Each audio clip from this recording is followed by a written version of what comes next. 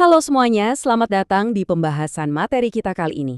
Hari ini kita bakal bedah dokumenter Pesta Babi karya Indonesia Baru, tapi saya mau ngajak Anda ngelakuin sesuatu yang agak beda nih. Coba deh pakai imajinasi Anda secara penuh, dan bayangin Anda lagi berdiri langsung di posisi seorang tokoh masyarakat adat di tanah Papua.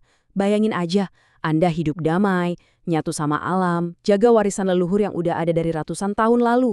Tahu-tahu, dalam sekejap mata ada gangguan berskala nasional yang datang ngehantam rumah Anda tanpa permisi. Nah, realitas mencekam inilah yang bakal kita bahas. Kita bakal ngelihat gimana benturan keras antara ambisi raksasa sebuah negara berhadapan langsung dengan hak dasar masyarakat adat. Oke, kita langsung masuk aja ya ke intinya. Coba dengerin suara dari masyarakat kita sendiri. Kami, masyarakat setempat, gak tahu apa-apa. Kami kaget. Bayangin, Anda bangun pagi, embun mungkin masih nempel di daun, siap-siap buat rutinitas harian di kampung. Tapi tanpa peringatan apapun, tanpa ngobrol dulu, tiba-tiba kapal-kapal raksasa udah nyandar aja di pelabuhan kita. Gak ada surat, gak ada utusan yang minta izin. Perasaan syok dan bingungnya tuh bener-bener nyata. Ini bukan cuma soal tamu tadi undang loh, ini rasanya kayak invasi tiba-tiba ke ruang hidup yang selama ini kita jaga mati-matian. Bagian 1. Terbangun oleh kapal-kapal di dusun kami. Bagian 2, proyek strategis nasional. Nah, fakta ini ngasih gambaran jelas banget tentang perbedaan dua dunia yang lagi bertabrakan dengan keras. Di satu sisi, kita ngeliat ada instruksi dari ibu kota, mandat presiden yang ngebet banget pengen swasembada pangan secepat mungkin, dan keharusan nanam sawit di Papua buat bahan bakar nabati. Ini tuh bahasanya bahasa ekonomi, sebuah perintah dari atas yang dibawa pakai alat berat ke pesisir kita. Tapi di sisi lain, realitas di bawah tuh beda banget. Ini adalah tanah adat dan hutan leluhur marga Kuipalo, urat nadi kehidupan kita. Disinilah narasi besar ekonomi nasional benar-benar nabrak kehidupan sehari-hari dan alam kita secara brutal.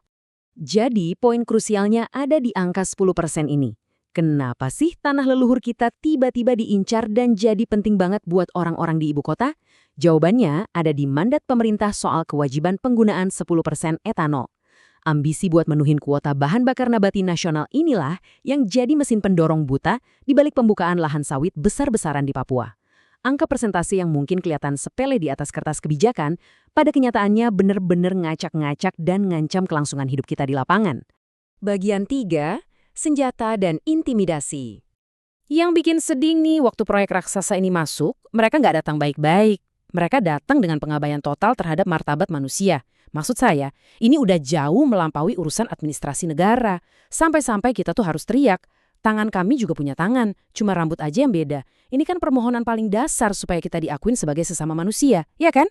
Gak cuma itu, simbol-simbol suci kita juga dilanggar. Salib-salib digeser gitu aja kayak gak ada harganya.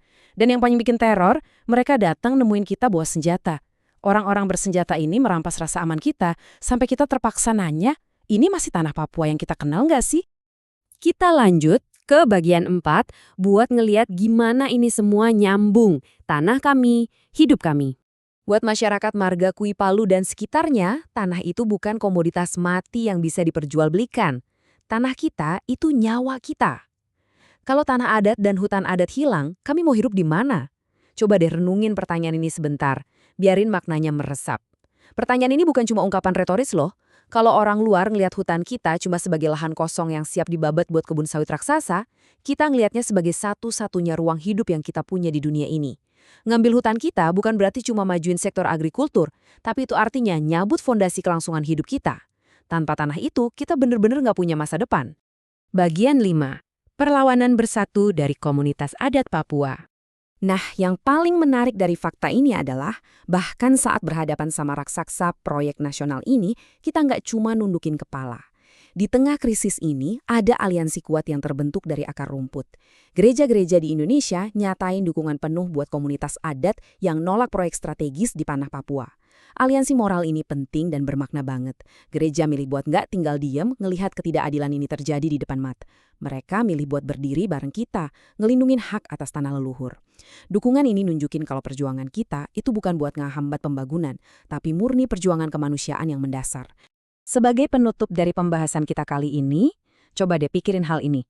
Kalau yang namanya kemajuan nasional itu mengharuskan kita buat menggilas hak hidup sebuah komunitas adat, siapa sih yang sebenarnya nanggung harga paling mahal dari kemajuan itu?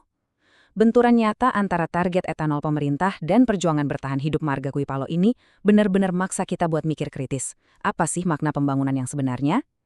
Saya harap pembahasan kita hari ini bikin Anda makin penasaran buat terus nyari tahu realitas kemanusiaan di balik proyek-proyek besar. Makasih banget udah nemenin, dan sampai jumpa di pembahasan seru berikutnya.